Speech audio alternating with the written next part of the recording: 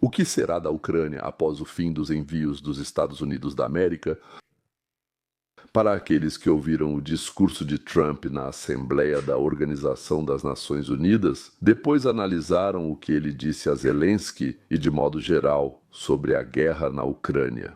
E para aqueles que leram a doutrina, que foi publicada recentemente, e leram os 28 pontos propostos pelos Estados Unidos da América sobre o estabelecimento de um cessar-fogo e paz entre a Rússia e a Ucrânia, sabem que Trump nunca mudou sua opinião, sua posição sobre como essa guerra deve terminar, assim como qual deve ser a participação dos Estados Unidos nela. Quero conversar com vocês sobre a diferença entre o desejado e o real no que diz respeito à Ucrânia. E agora aquelas pessoas que pensam, como assim ele não mudou? Ele falava uma coisa, depois outra, senhoras e senhores. Ele era tático, ora tentava pressionar um lado, ora tentava pressionar o outro lado. Mas a opinião, mais uma vez, vocês podem conferir, nunca mudou. Mas não é sobre isso. Eu quero falar agora, na verdade, sobre algo completamente diferente. Eu ouço de muitas pessoas que sabem exatamente quem atacou quem, sabem quem está destruindo e de quem são as cidades, né? E ouvi que elas desejam vitória para a Ucrânia. Toda vez que eu começava a perguntar o que vocês querem dizer quando falam em vitória, eu descobria que, bem, há muitas opiniões diferentes e contraditórias sobre isso, mas vamos tentar entender essas opiniões e vamos tentar ser realistas. Vitória é, no mínimo, voltar às fronteiras do início de 2022 e, no ideal, a devolução da Crimeia. Bem, outro componente importante é a derrota da Rússia. Assim, nos próximos anos, ela nem sequer poderia pensar em atacar alguém novamente, ou então uma situação em que uma nova invasão em um futuro próximo fosse totalmente excluída. Vemos para nós uma possibilidade real de uma derrota tão grande, de um fracasso tão completo. Olha, sendo sincero, não muito, mas ainda vamos conversar sobre isso. Uma opção mais realista, que naturalmente também será chamada de vitória, é tornar a guerra estrategicamente sem sentido para a Rússia e forçá-la a recuar, ou pelo menos a parar de buscar territórios adicionais. Não é bem assim. Essa é a vitória que, digamos, a maioria dos ucranianos gostaria, com a qual sonham. Mas se parar a Rússia nas fronteiras que ela conquistou agora, ou até mesmo forçá-la a recuar um pouco para criar uma espécie de faixa neutra, se destruir seu potencial ofensivo, conseguir uma situação em que Moscou não possa avançar e seja forçada a concordar com aquilo que hoje considera insuportável, uma paz vantajosa, também é uma das opções de desfecho positivo para a Ucrânia e os ucranianos. Vamos pensar primeiro sobre a questão de ser possível, em geral, a vitória de um Estado pequeno sobre um grande, a vitória de um exército menor sobre um maior, a vitória daqueles que não têm recursos financeiros para fabricar ou adquirir equipamentos militares sobre aqueles que têm esses recursos. Além disso, com uma população 100 milhões maior, a vitória da Ucrânia sobre a Rússia é teoricamente possível. Para isso, são necessárias várias condições difíceis ao mesmo tempo. Ajuda militar externa prolongada e crescente,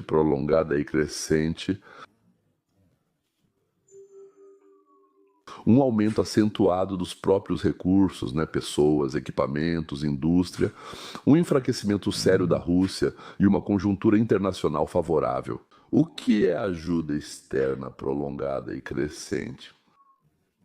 É muita munição de artilharia, veículos blindados, defesa aérea e mísseis de longo alcance capazes de atingir a logística até a ponte de Rivsk e áreas de retaguarda da Rússia. Em seguida, o aumento do número e do preparo das forças terrestres da Ucrânia. Sem um grande agrupamento de forças terrestres, não será possível retomar nem manter o território. Caso contrário, no máximo haverá contenção, guerra de oposição e retirada lenta, criação de uma defesa aérea e de um sistema energético estáveis, para que a linha de frente não desmorone devido aos ataques na retaguarda, mobilização da economia. É isso que deve acontecer. Você acha que isso vai acontecer em breve? Apoio externo. Quem realmente pode ajudar? Bem, Estados Unidos da América e Europa, certo? Não há mais ninguém. Especialistas observam que uma redução drástica ou a interrupção da ajuda levará ao esgotamento gradual da Ucrânia e ao aumento das chances de a Rússia impor uma paz dura. Isso é rendição. Sim, enquanto o apoio estável mantém a linha de frente e dá uma chance de mudar a situação. Os Estados Unidos da América estão prontos para esse tipo de apoio de longo prazo, para expandi-lo, e a Europa pode se permitir fornecer esse apoio. Os Estados Unidos da América vão parar de fornecer armas completamente ou nas quantidades que fornecem atualmente. Bem, além disso, é necessário também uma participação adicional do Ocidente, uma restrição rígida da capacidade da Rússia de repor perdas por meio de importações, ou seja, sanções, controles de exportação, restrições através de países de desvio, para que cada nova campanha ofensiva custe cada vez mais caro ao Kremlin e traga cada vez menos resultados. Sem a participação da China, Índia, Irã, Venezuela, Coreia do Norte, que não vão participar, isso é praticamente impossível de fazer, mesmo que o Ocidente queira muito. Mas a experiência mostra que durante 4 anos o Ocidente não demonstrou muita vontade. E agora, quando a opinião dos cidadãos desses países mudou do entusiasmo incondicional e apoio ativo à Ucrânia para uma indiferença prática, ainda com mais simpatia pela Ucrânia do que pela Rússia. Imaginar o Ocidente fazendo aquilo que, como poderíamos definir, é praticamente impossível. A Ucrânia tem uma chance de vitória militar real se a Rússia enfrentar uma crise econômica, instabilidade política, luta entre elites, protestos, mudança de regime e a impossibilidade de manter o atual nível de mobilização e produção de armas. A julgar por todos os comentários que lemos hoje, de todos os analistas ocidentais e outros, não há instabilidade do regime na Rússia e a luta entre as elites já acabou faz tempo, né? A gangue do Putin já venceu há muito tempo. Existem outras gangues, mas ela já está em um estado pós-oligárquico, né? Ou seja, depois dos oligarcas. Já agora se registra um enorme nível de perdas, claro, e uma tensão máxima no sistema de abastecimento russo.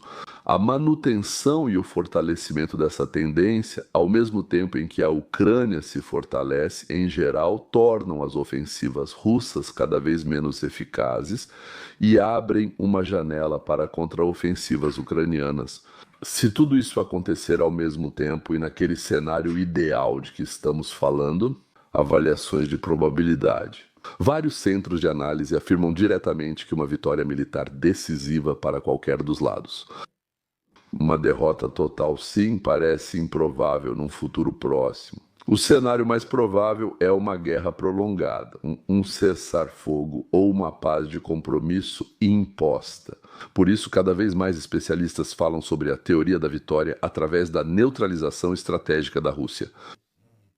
Garantir que a Federação Russa não consiga atingir seus objetivos e seja forçada de fato a aceitar uma Ucrânia soberana, armada e protegida, mesmo que não haja um ato formal de rendição. Como fazer isso se novamente Índia, China, novamente outros pequenos países, não importa mais. Sim, todos esses países, se eles não apoiam, se o mundo inteiro apoiasse, seria uma coisa.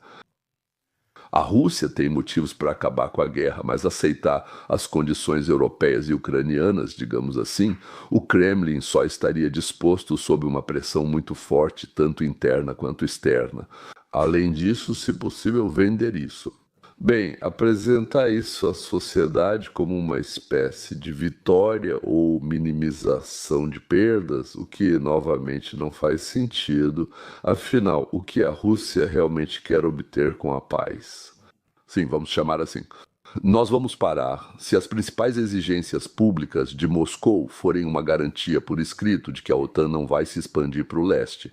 Bem, antes de tudo, às custas da Ucrânia.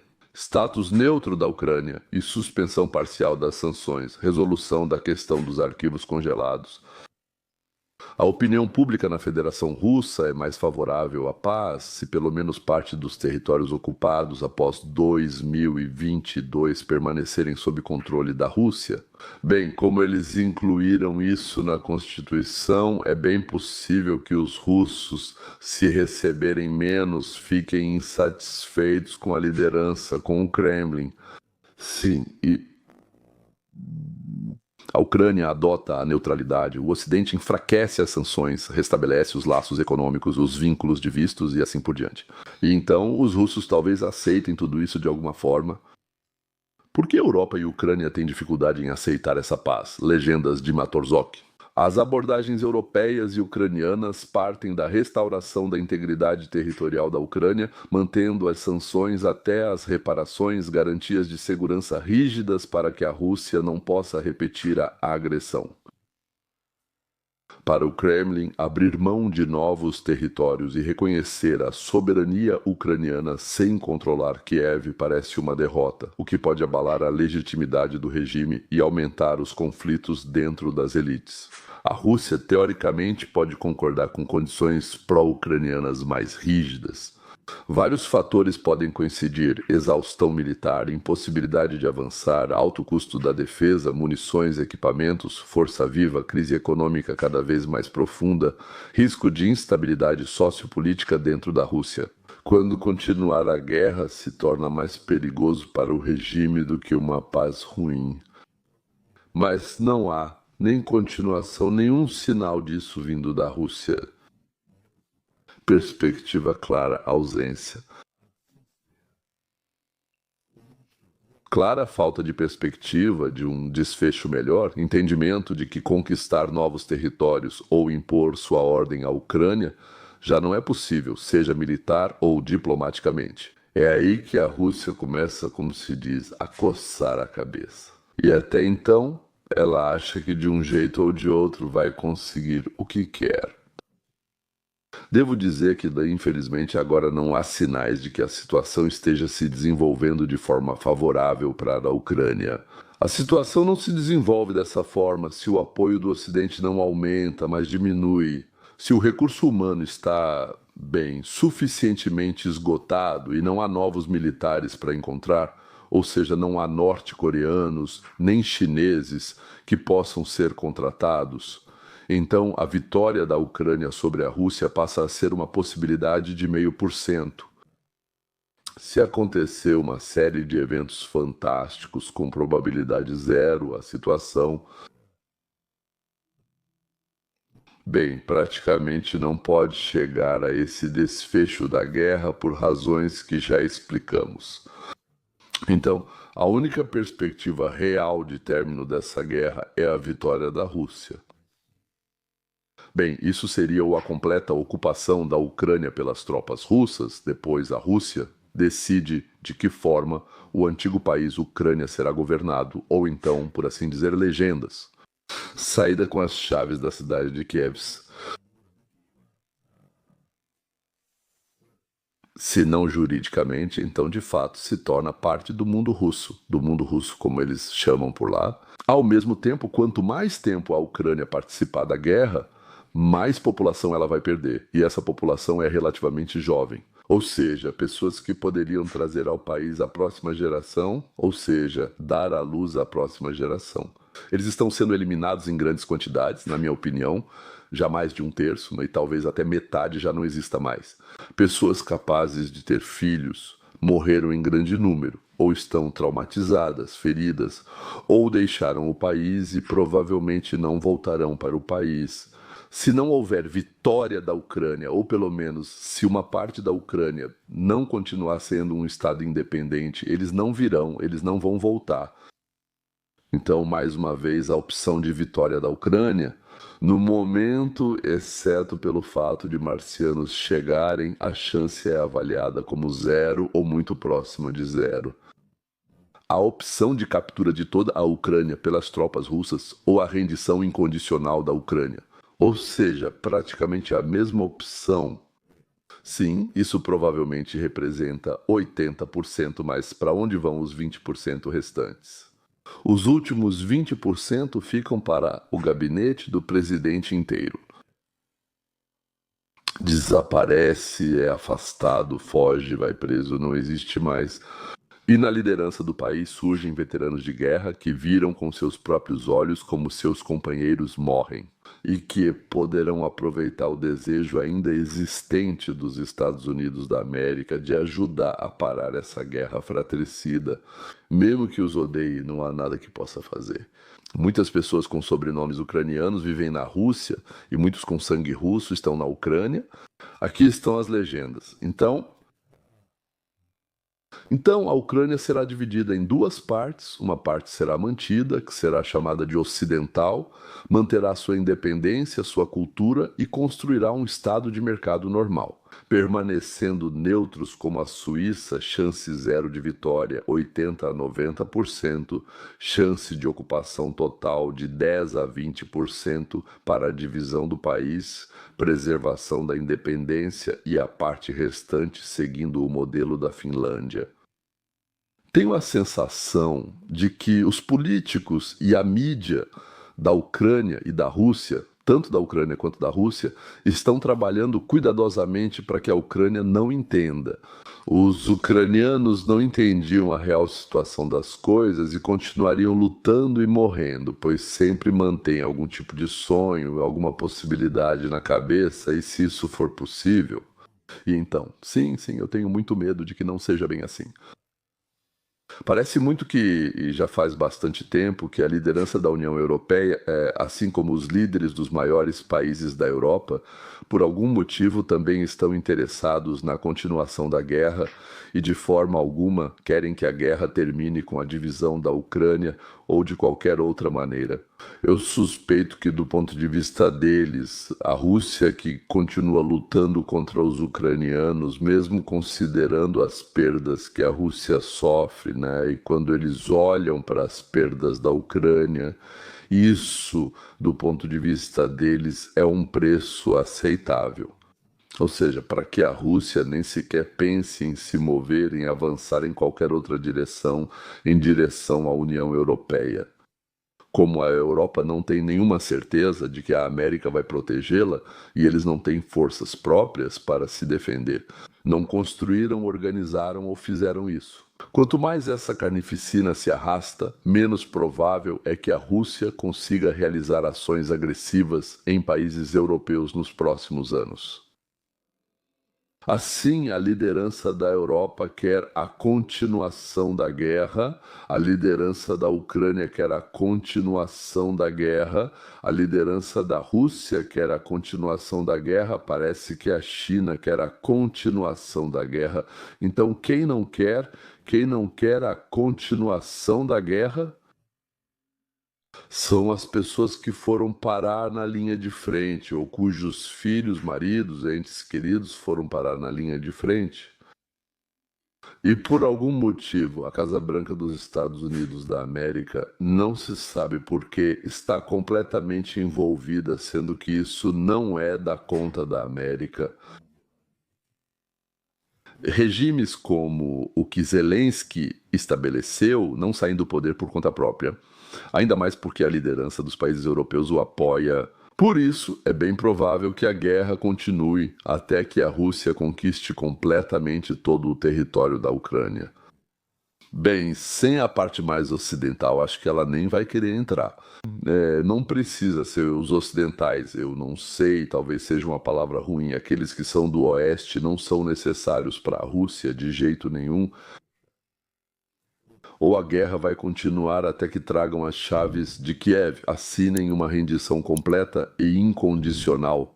Bem, do meu ponto de vista, então a parte ocidental se rebela e se separa, e no caminho mais 500.000 de jovens ucranianos vão morrer, mais algumas cidades serão destruídas e a infraestrutura restante será explodida.